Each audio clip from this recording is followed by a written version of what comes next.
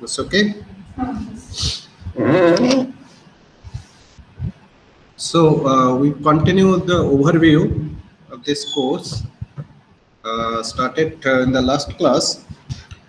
So this, as you will know, that the course I was just discussing the course content. If we write down IODAC, you understand that this abbreviation is meant for integrated optoelectronic devices and circuits. So it has clear two part. We will be covering one major portion of this course is so-called integrated optics.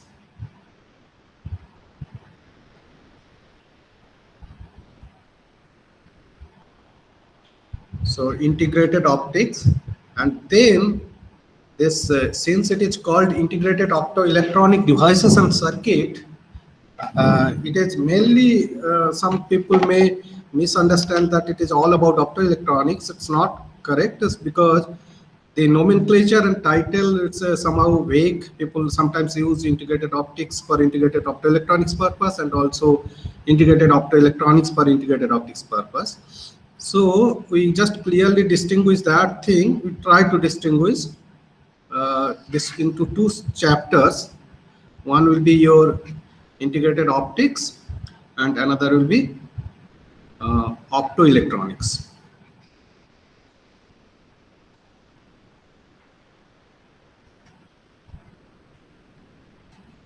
So optoelectronics, right? And then this integrated optics will continue. The heart of this integrated optics is actually you have the so-called optical waveguide.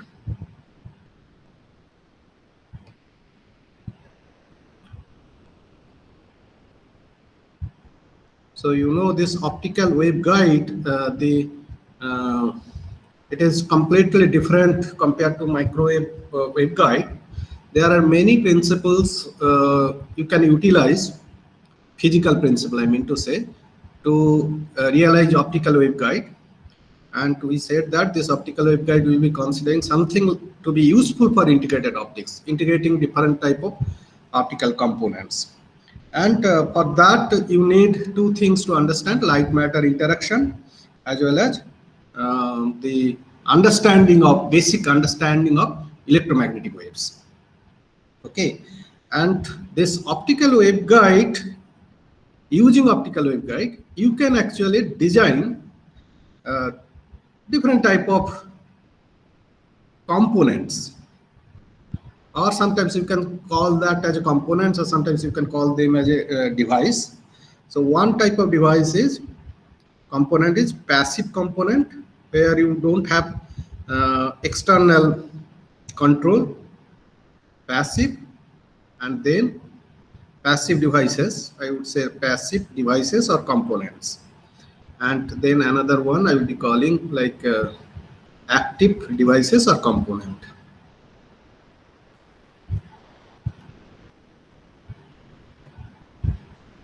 Okay, now this passive devices, again we actually define,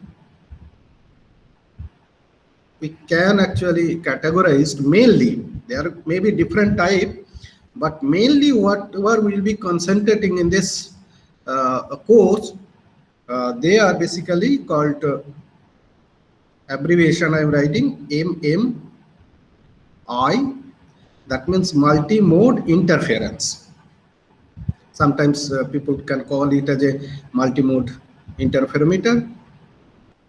And then you have so-called DC or directional coupler, and then another thing is called very important device or component called micro ring resonator. That is basically cavity resonances you will be getting in that type of device. And then the fourth one is This is also very important. MZI, Mach Zehnder Interferometer. Okay, and then another important structure, it's called DBR, Distributed Bragg Reflector. So if you don't understand the complete theory of optical waveguide, you will not be able to understand how the working principle of all these passive devices, that is so-called MMI, multimode interferometer, directional coupler, micro-ring resonator, Mach Zehnder interferometer, and distributed Bragg reflector. So these passive devices means you will just design waveguide structure, some type of some design principle is there. So depending on that, you can fabricate, you can design some structure that will give you specific functions. For example, this MMI, actually multimode interferometer, that is actually designed for application for power splitting. So optical power, if you want to split, so one input will be there, for example, then you can split into say two halves, you can get 50-50, or you can get 1:4. That means one input waveguide.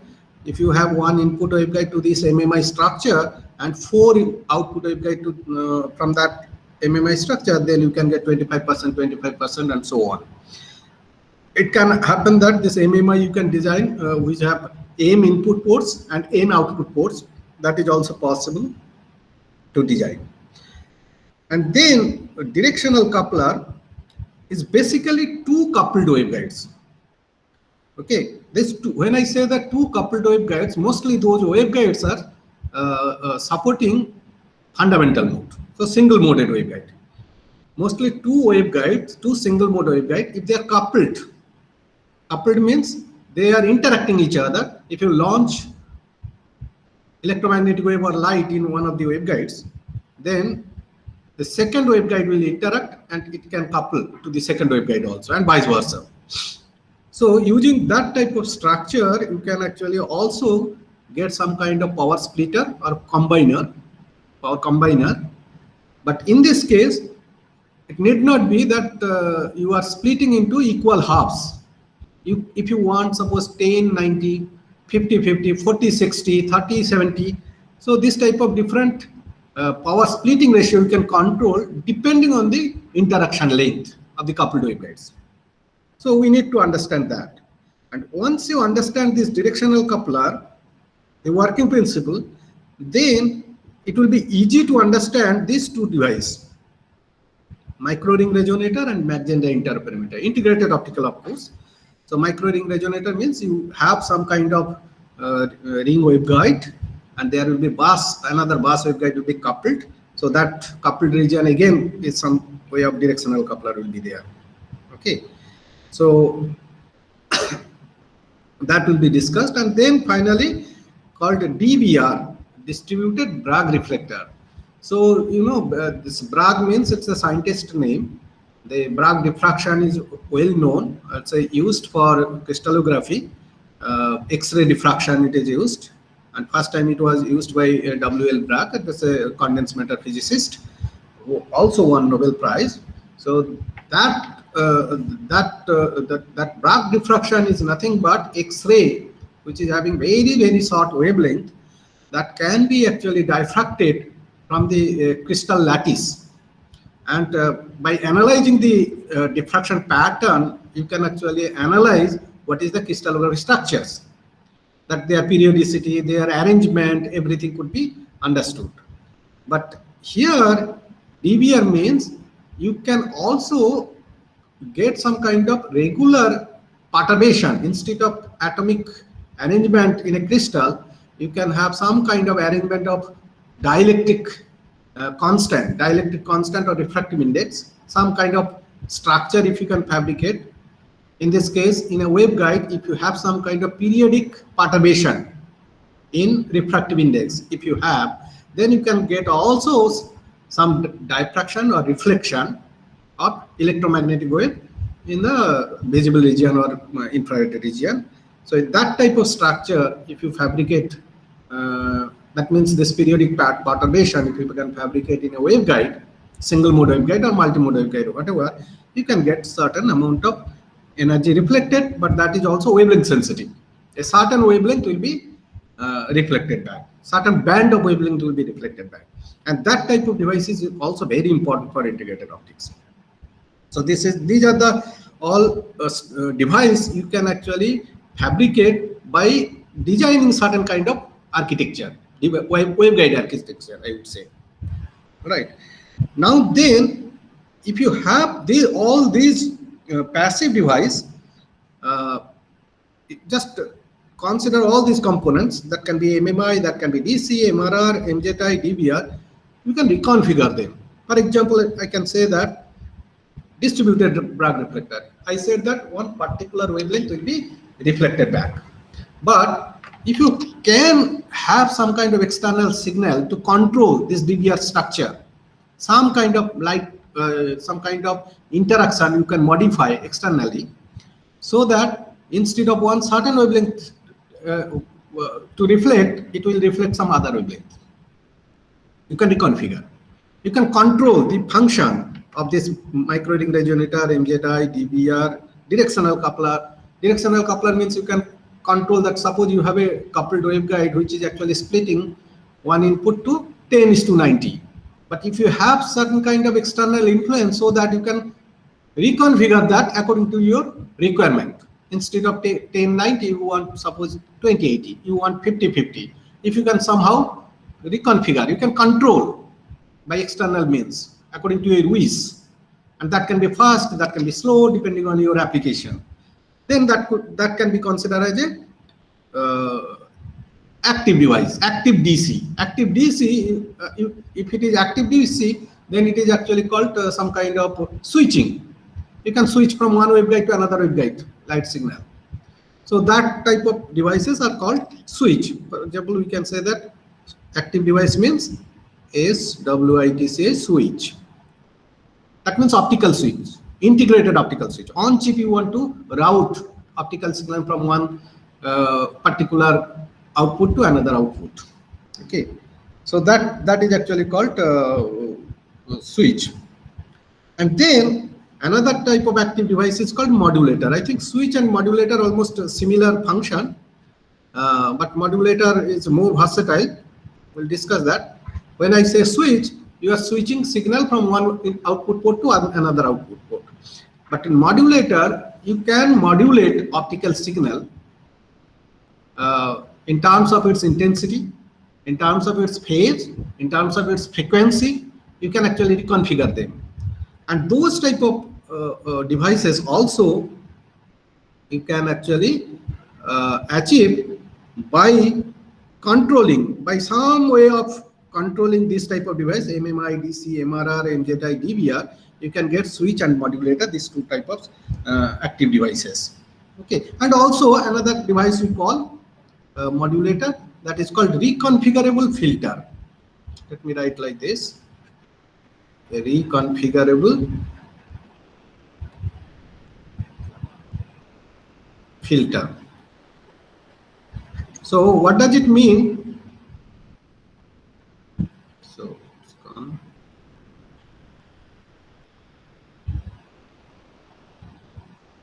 Yeah.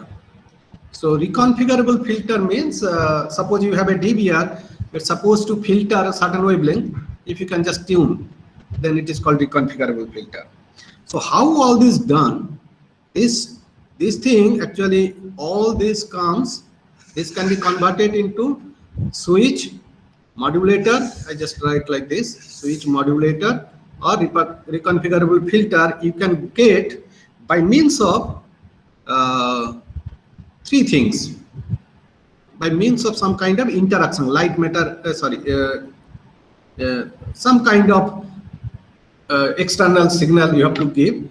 That signal can be in terms of, I said that one is, say, thermo-optic case.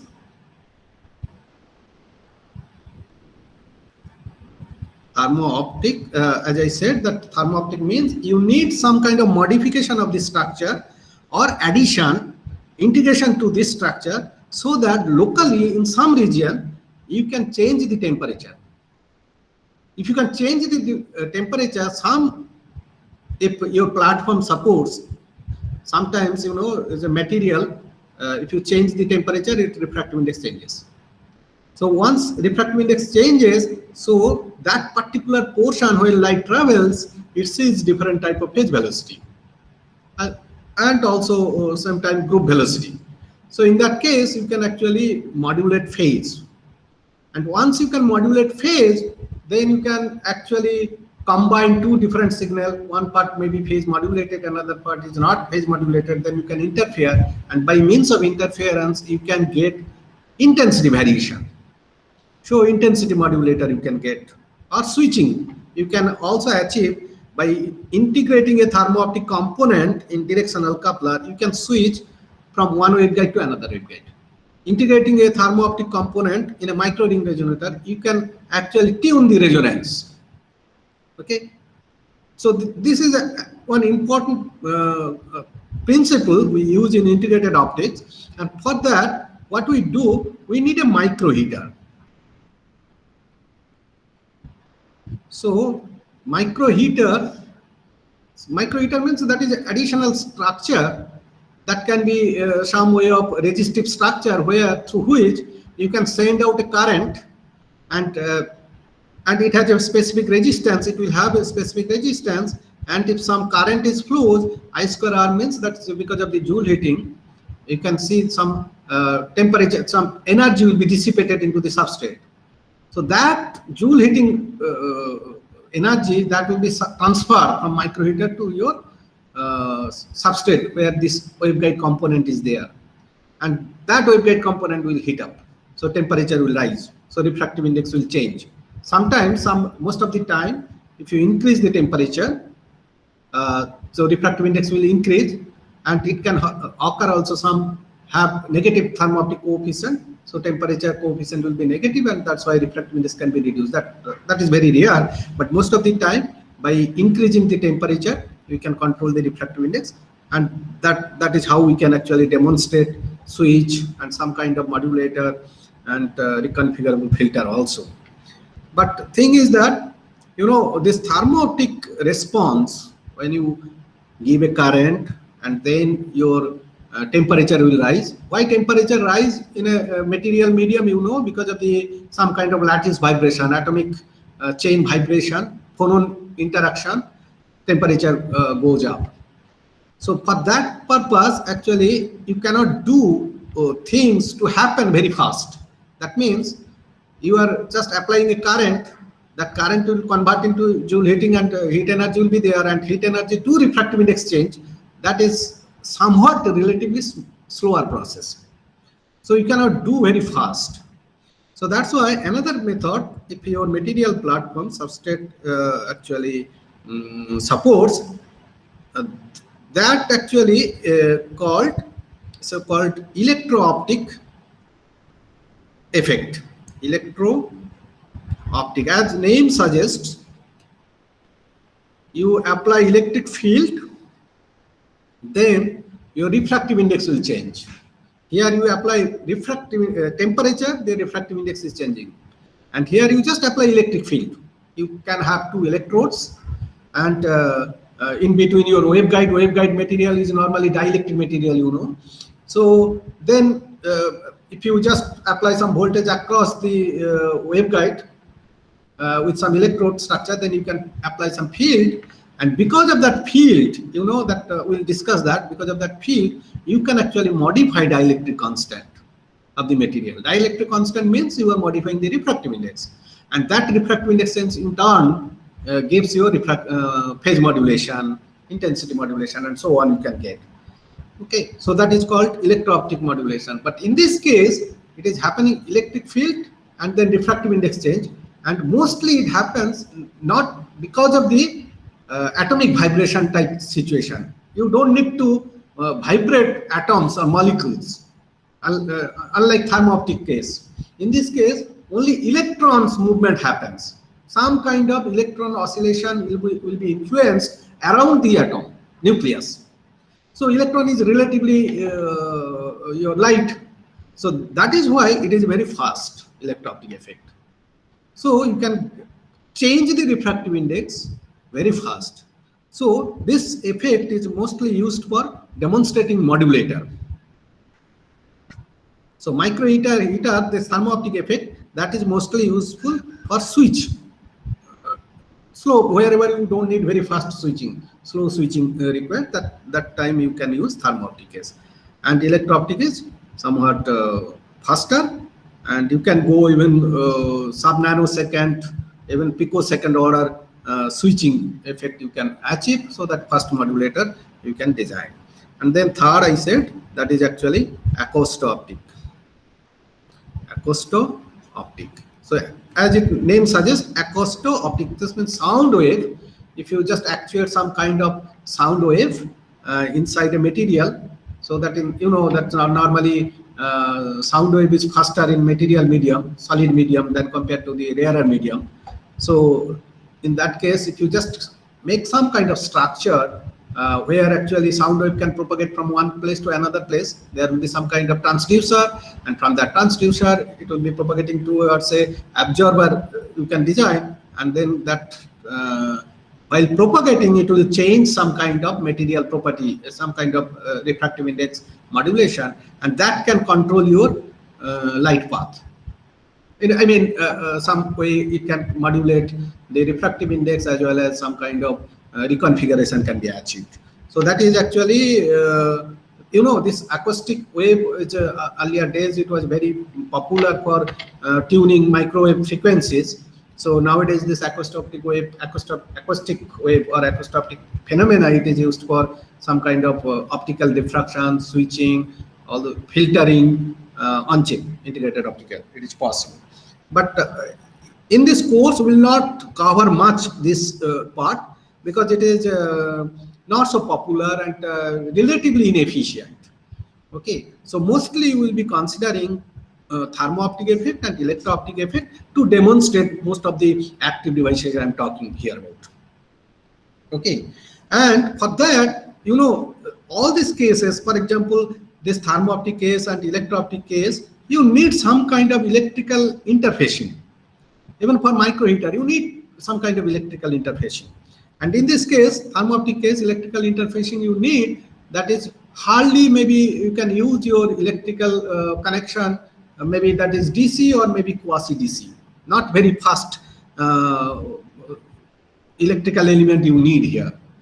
But in this case, electro-optic element, since the effect is very fast, so if you have a very fast electronics for electrical interfacing, then you can achieve your desired characteristics, high-speed modulation, etc.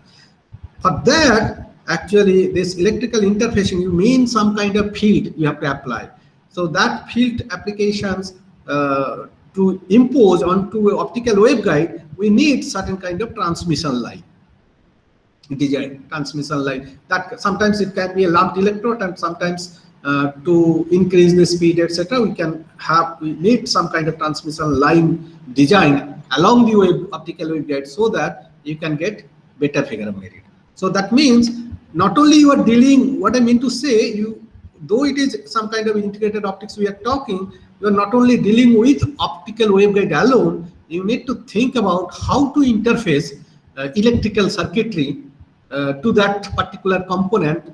And not only that, you need some kind of that circuit, how to drive, what is the driving electronics, all those type of, not only electrical component, you need electronics component for driving circuits, etc. So that part also will cover up to some extent here.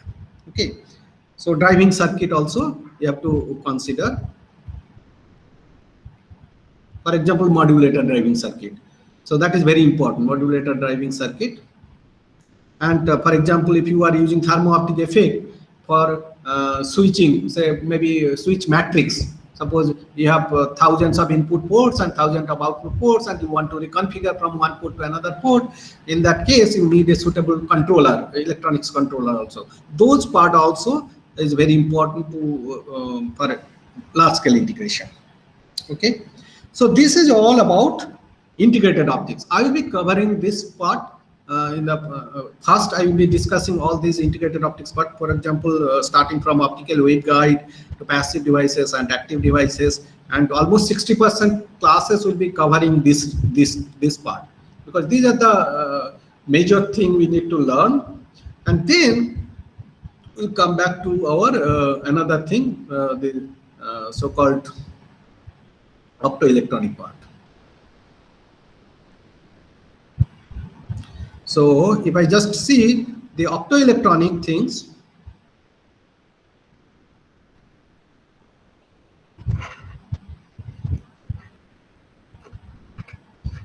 as the name suggests, you have to have optics and electronics, optoelectronics, right? So electronics.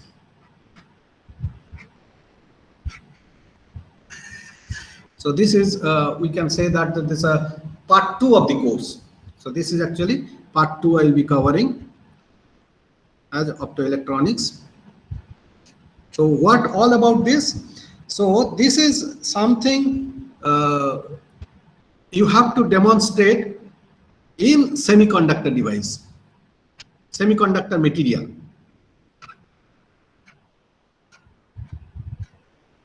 By the way, when I talk about optical waveguide, integrated optics, most of the people think that this optical waveguide, everything you have to design, you have to demonstrate in a substrate where basically electromagnetic wave should not be absorbed. It should be transparent. The material platform should be transparent. Okay, so basically dielectric material. Dielectric material, why? Because dielectric material, the band gap of the dielectric material is very large. So large that your, for example, communication wavelength or visible light, it has a photon energy. You can imagine in the range of 1 electron volt or above, around that region, a photon. That photon should not be absorbed. It will be absorbed by what? It will be absorbed by, if it is a dielectric material or semiconducting material, if you just think, then from the valence band, electron will be gaining some energy from this photon by absorbing one photon, and then you will get electron hole pair. So that is how absorption takes place. When we talk about absorption means energy being absorbed by electron in the valence band and jumps into the conduction band. Okay, so that type of thing should not happen whenever you are talking about your optical waveguide or integrated optics purpose. But we'll be covering a major portion of our integrated optics part in silicon. You know that silicon is a semiconducting material. But in spite of that, silicon is also good for integrated optics. When we talk about communication band for 1.310 micrometer or 1.55 micrometer wavelength. That means second generation communication wavelength as well as third generation communication wavelength. Because these electromagnetic wave in this range, for these wavelengths, the photon energy is relatively smaller than that of your band gap of silicon. Okay, so band gap of silicon is about 1.12 electron volt. But if you convert your 1.31 micrometer wavelength of electromagnetic wave, the energy is smaller than that. Similarly, 1.55 longer wavelength, energy will be even smaller. So because of that smaller photon energy, they will not be absorbed in silicon. So for those wavelengths, silicon can be considered as a dielectric material. Though if you are considering a visible region, for example 550, 600 or less than anything 1.1 micrometer wavelength, that energy is actually a bit higher than the band gap of the silicon. So that's why they will be absorbed. Since we will be mostly demonstrating or designing or discussing our integrated optical devices in the for communication band, so we can use silicon as a, in spite of its semiconducting properties, if it is undoped, it is purely dielectric and the losses will be less and it is almost transparent. We can use them as a optical waveguide material or integrated optical material. But in case of optoelectronics, you know, that's something which very complicated. You don't need to bother about whether the electromagnetic wave transparent or not. You have to bother even the opposite, whether that electromagnetic wave can be absorbed in the material medium or not. Because unless and until this electromagnetic wave or photon is absorbed, you cannot get some electron released from valence band and become free for conducting. Okay, so it is actually optoelectronics. That means some kind of conversion takes place, as I said in the previous class, that photon will be absorbed. That means energy transfer will take place between light wave to electronics. So electron will be generated. So optoelectronics. Sometimes electron can give up energy so that photon can be emitted, and sometimes photon can be absorbed and electron will be generated. So that conversion is somewhat, we can call it as a some kind of E to O conversion. E to O conversion means electrical to optical conversion. So some electron, when it is giving up energy to release photon, to emit a photon, that is then that's electron energy or information carried by electrons, etc., will be carried away by the optics, light, electromagnetic wave. That is called E to O conversion. And another thing is called O to E conversion. So wherever you have this thing, electrical to optical conversion or optical to electrical conversion, this type of situation happening, that is called actually optoelectronics.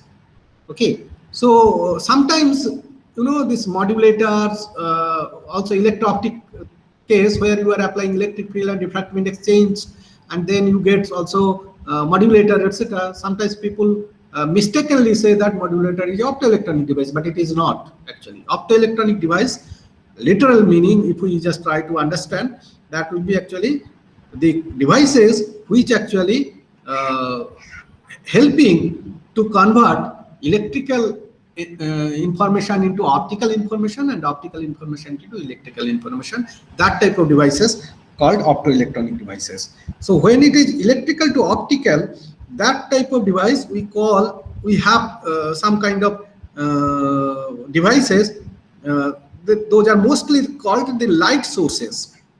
So light sources means, you know, we have light sources even for your room bulb. If you see, that is also light sources, but the mechanism is different. That's, you are just heating up and then some kind of electromagnetic wave actually radiating because of the heat. But here light sources means something you are considering electron is losing energy and photon will be emitted. That type of light sources we mean to say. So there are different type of light sources we will be learning for our this particular function, particular courses, that is LED, light emitting diode, and little bit modification called laser diode, and then little further modification called QWL, that is called quantum well laser, and very popular and very successful commercially for different type of optoelectronic device, that is called VCSEL,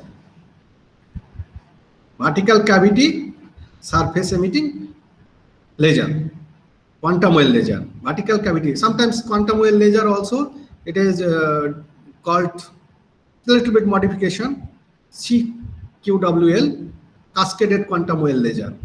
Okay, and sometimes this laser diode also we can also laser diode, you can have some tunable laser diodes, etc. you can get. So that is or maybe wavelength changing, some kind of instrumentation if you can do, then it is called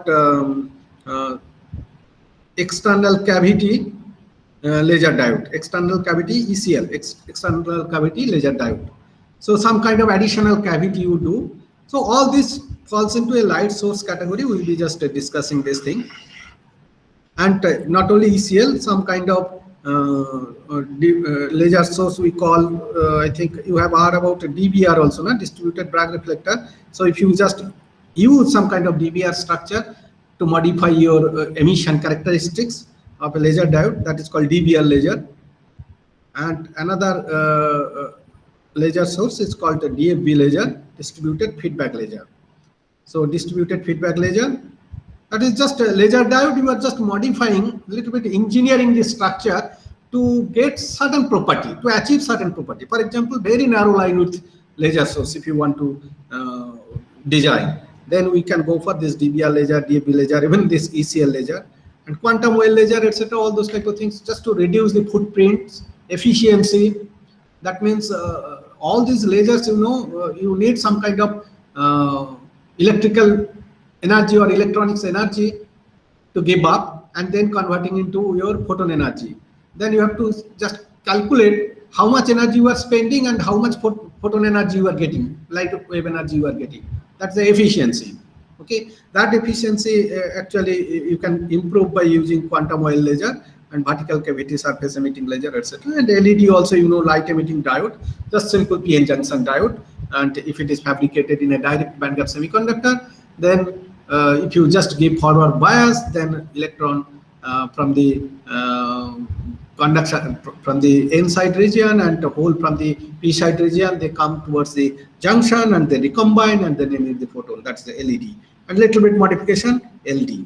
And again modification, you get ECL. Some further modification, you can get DBR also. Some further modification, you get DFB laser. And this is something related to quantum mechanics. Quantum theory also involves here. Quantum well, actually, instead of simple PN junction diode, you can have your junction plus a kind of quantum structure called so-called compound semiconductor, all those type of things. If you use so-called heterostructure, if you use, then you can get such a laser source. So we'll be discussing that up to some extent. And then another thing is that optical to electrical, basically this is a photo detector.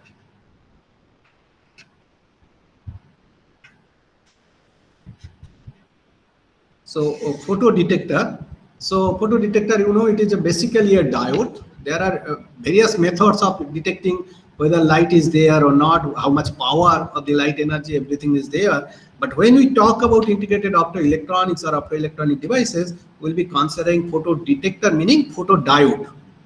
That's diode. So where actually if you have your photon energy comes, then electron hole pair generates, and then if you just collect that electron hole pair as a current, just then you can just measure the current, then you can say that this light energy proportional to the current, and then the current signal actually coming as a electrical output, so optoelectronic output. So here also you see this, all this is some kind of semiconductor device, mostly diode, PN junction diode. In case of light source, you need to have a PN junction diode in direct semiconductor material. I think if you don't know what is direct bandgap semiconductor, indirect bandgap semiconductor, I will just try to touch upon a little bit in that direction when we'll be discussing optoelectronic device. Otherwise, you have to read by yourself.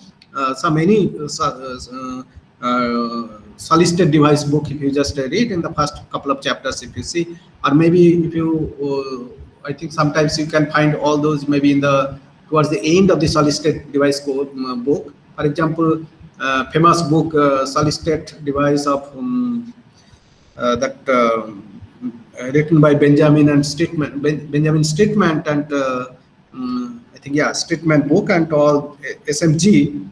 I think about 9th chapter or 10th chapter, you can get one particular chapter that is dedicated for optoelectronics. There you can find. So there actually you can see also what is direct bandgap semiconductor, indirect bandgap semiconductor, why direct bandgap semiconductor is useful for designing laser diode, and physics point of view it is discussed. You can go through that. But in case of photodetector, it can happen, it can be direct as well as indirect bandgap semiconductor. So it is must, direct bandgap semiconductor is a must here to demonstrate light source. And this is actually you can have direct as well as indirect bandgap semiconductor, because here you don't need to bother about whether electrons are directly there particularly direct bandgap I would say that it's a possible indirect bandgap semiconductor. You can generate really the things. So now this is the overall things we'll be discussing.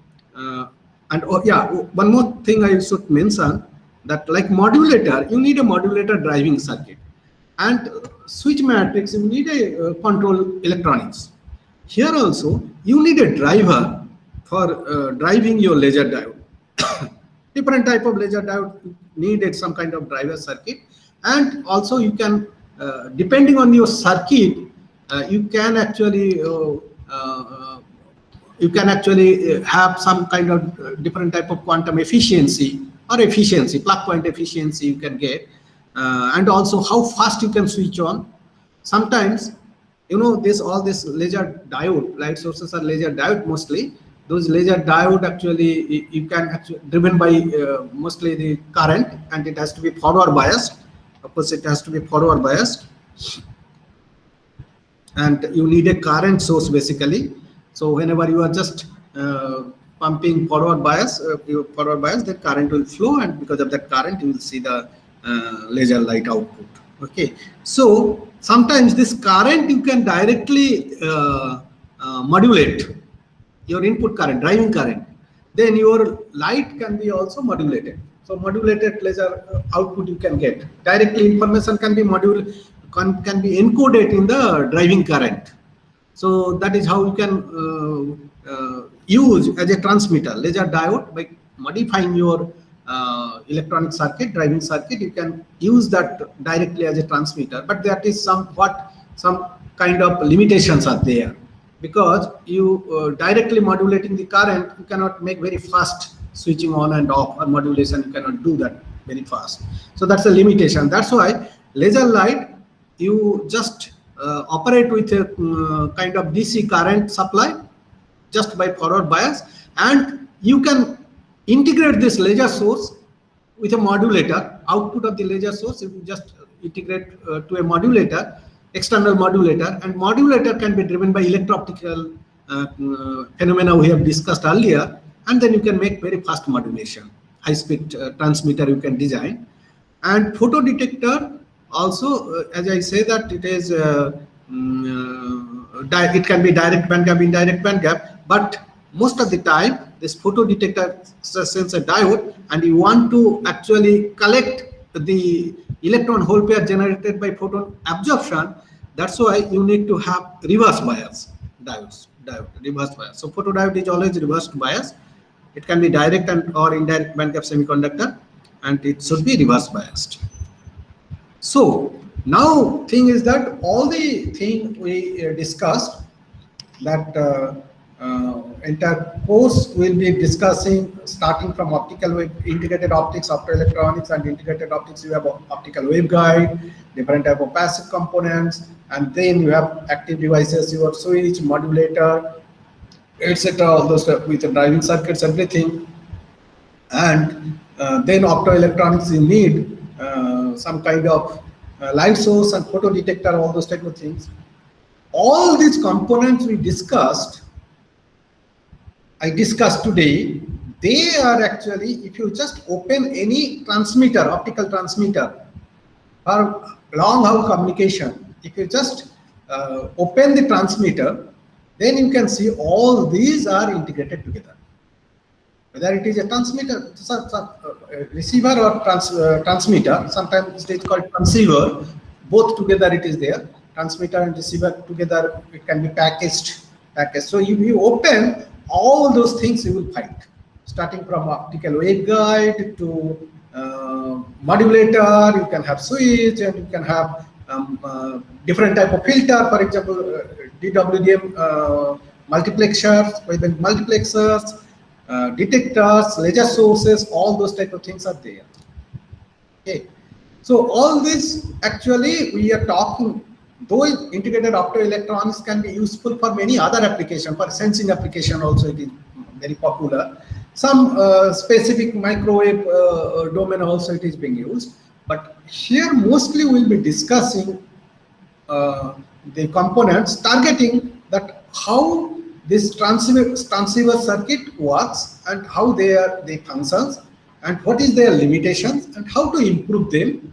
Those type of things I'll be discussing here.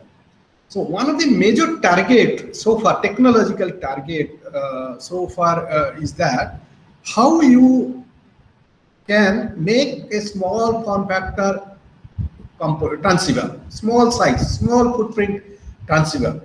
So to achieve that small footprint, the major thing is that how you can integrate all these components monolithically. If you can integrate all this thing monolithically on a same substrate, then it is fantastic. That means a lot of problem will be solved. Interfacing problem, ambience problem, and also thermal stability, everything. A lot of things you can just solve in one go. So it is the ultimate dream for technologists, but particularly for optical engineers, that how you can integrate all these components, and whether we can find a particular material platform where we can integrate all these waveguide, photodetector, laser sources, electronics, circuitry, electronic driver, transmission line, all those type of things. If you can integrate on same technology platform, then it is actually nothing better than this, actually, you can say. So far it is really a dream so far. People have been trying that from the beginning. Maybe when people thought of some kind of integrated, when they conceptualize integrated optics concept, they thought that probably if we can, normally electronic circuit, we just control electron flow, that is how we get all the electronic functions. So if we can design an optical analog, that means if we can control photon flow, and if we can control that photon flow by another photon, so in that case we can get everything, all optical circuit, which can have higher bandwidth and faster switching, and then you can just get rid of electronics. But that never happened. I think last 60-70 years people originally dreamed that, but never happened. And I'm saying that next 100 years or 200 years also will not happen, because electronics is so much mature and so many functionalities, everything is there. You cannot just get rid of integrated electronic circuit. But as I said that there are some kind of complementary functions you can achieve by optical engineering and by interfacing electronics. And also towards that point, if you can find a platform where electronics and photonics can be integrated together. When I say that electronics and photonics can be integrated together, means I'm talking about optics, optoelectronics, and driver circuits. Optics, optoelectronics, optics means integrated optics, all the components I discussed, and optoelectronics means light source and module, photodetector, and then driver circuit. All this, if you can integrate together, then it's just fantastic. And our technology advancement somewhat actually got some success, and it is actually now silicon is the platform of choice. It is found silicon is well known for electronics, and last 20-30 years of research actually showed that, actually came out with a good potential that a lot of optical components, integrated optics, as well as part of optoelectronics can be integrated. So part of optoelectronics means particularly the photodetector part. Photodetector part you can integrate in silicon platform. Integrated optical part also, all this MMI, waveguide, directional couplers, ring resonators, modulators, everything can be integrated on silicon platform. And the photodetector can be integrated silicon platform, and driver circuit also you can integrate. But only problem is that silicon is not a direct bandgap semiconductor. Okay, silicon is not. That's why the light source you cannot actually integrate. Only this part is the problem. So far it is found. So most of the time when we will be discussing different type of component, different type of devices, we will be just targeting for this type of integration, co-integration, electronics and photonics co-integration. But whenever I will be talking about this part, that I will deviate from silicon, I'll be talking about direct bandgap semiconductor like 3-5 semiconductors, etc. And that is how we'll proceed. So next class, tomorrow, what I will discuss, I will discuss about little bit of historical background, how this integrated optics, integrated optoelectronics evolved over the years. That flavor, that understanding is very much needed. Then only we will understand why lot of abstract things like electromagnetic theory, optical waveguide, why we need to learn all this little bit of rigorous couple more theory. You will get some passion why you will be learning those things. So I want to discuss a little bit of historical background in tomorrow's class. I stop here today. If you have any questions, you can ask me now. Otherwise, I just stop. Any question? So if not, I just stop.